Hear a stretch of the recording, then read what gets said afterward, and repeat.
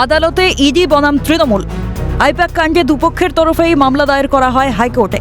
শুক্রে ছিল দুটি মামলারই শুনানি, কিন্তু তারিখ পেছোতেই ভারপ্রাপ্ত প্রধান বিচারপতির দ্বারস্থ ইডি। দ্রুত শুনানির আর্জি জানিয়ে করা হলো মেল।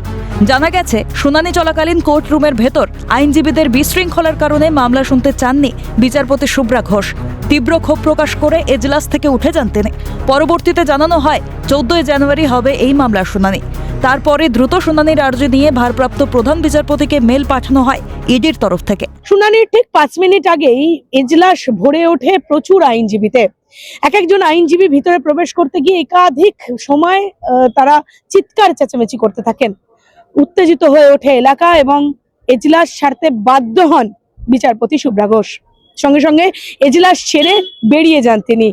তার আগে যদিও বারবার অনুরোধ করছিলেন তিনি যে যেসব আইনজীবীদের এই মামলার সঙ্গে যোগ নেই তারা এজলাস ছেড়ে দিতে পারেন, কিন্তু সেই সব আইনজীবীরা এজলাস ছাড়েননি।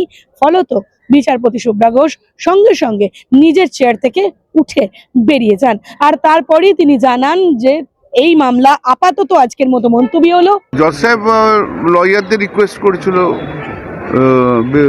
যাতে বাইরে চলে যায়। অনেক লয়ার শুধু বলেছিল যারা অ্যাসিস্ট করছে তাদেরকে বেরোতে বললো। আমাকে ফার্স্টেই বলে যে you please take your seat first, মানে I am not coming within that. হ্যাঁ, তো জজ সাহেব যথেষ্ট চেষ্টা করেছিল, একটু হইই হচ্ছিল, তো সেই জন্য জজ সাহেব আজ শুনলেন না, বললেন না আমি এইভাবে মামলা শুনি না। কে কী করেছে না করেছে আমি তো জানি না, আমি বলতে পারবো না, আপনারা বলতে পারবেন না আপনারা করেছেন।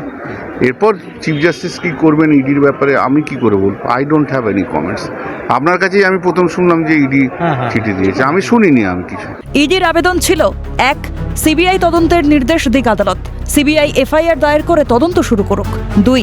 অবিলম্বে ইডির থেকে হাতিয়ে নেওয়া নথি ও ডিজিটাল ডিভাইস সংবাদ মাধ্যমের ভিডিও সিজ করে ফরেন্সিকে পাঠানো হোক। 3. পাশাপাশি উল্লেখ করা হয় ইডির তদন্তের ক্ষেত্রে যে বাধা দেওয়া হয়েছিল সেটা সম্পূর্ণ অসাংবিধানিক। 4. ইডির হাত থেকে ছিনিয়ে নেওয়া সমস্ত নথি অবিলম্বে হস্তান্তরের নির্দেশ দিক আদালত। 5. সিসিটিভি ফুটেজ আদালতে জমা করার নির্দেশ দিক আদালত। ইডি তরফে আদালতে জানানো হয় তাদের পক্ষের আইনজীবী ধীরাজ ত্রিবেদীর হোয়াটসঅ্যাপ হ্যাকড হয়েছে, মৌখিক আদালতের কাছে জানায় আইনজীবী। অন্যদিকে তৃণমূলের তরফে দাবি করা হয় আইপ্যাক তাদের পরামর্শদাতা সংস্থা। আগামী 26-এর নির্বাচনের আগে বিভিন্ন বিষয়ে পরিকল্পনা নেওয়া হয়েছে। আইপ্যাকের কাছে সেই সংক্রান্ত তথ্য ও নথি ছিল। ইডিকে কাজে লাগিয়ে সেই সমস্ত তথ্য লুটের চেষ্টা করা হয়েছে। এদিকে মামলার তারিখ পিছিয়ে যাওয়ায় ভারপ্রাপ্ত প্রধান বিচারপতির কাছে নতুন বেঞ্চ গঠন করে মামলার শুনানির দাবি জানিয়েছিল ইডি। 14 জানুয়ারির আগে শুনানি করানোর আর্জি। তবে এই আবেদনে হস্তক্ষেপ করলেন না ভারপ্রাপ্ত প্রধান বিচারপতি। তিনি জানিয়ে দিলেন 14 তারিখেই হবে এই দুটি মামলার শুনানি। পরবর্তীকালে আমরা যা শুনেছি ইডি একটি আবেদন করেছিলেন প্রধান বিচারপতির কাছে, ভারপ্রাপ্ত প্রধান বিচারপতির কাছে, এবং ভারপ্রাপ্ত প্রধান বিচারপতি বোধহয় তাতে কোনো কর্ণপাত করেননি, কারণ কি একটি জুডিশিয়াল অর্ডার পাস করা হয়েছে। তো আপাতত যা দৃষ্টিভঙ্গিতে বোঝা যাচ্ছে যে দুটো মামলাই 14 তারিখ হবে, যেরকম জাস্টিস শুভ্রা ঘোষ অর্ডার দিয়েছে। সব মিলিয়ে এবার কলকাতা হাইকোর্টে এই দুপক্ষের মধ্যে যুযুধান আইনি লড়াই দেখা যেতে পারে পরবর্তী তারিখে।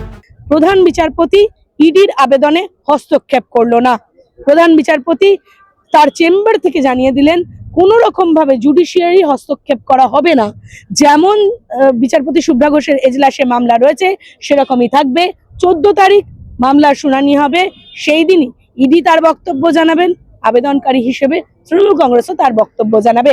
এবার 14 তারিখ কি হয় অবশ্যই সেদিকে নজর। আরেকটা নজর, এরপর ইডি আবার কোনো নয়া আইনি পথ খুলে বার করে কিনা বা আইনি পথ তারা এগোয় কিনা সেটাই এখন দেখার বিষয়। ক্যামেরায় সঞ্জীব চক্রবর্তীর সাথে অভিরূপা হাজরা, ক্যালকাটা নিউজ।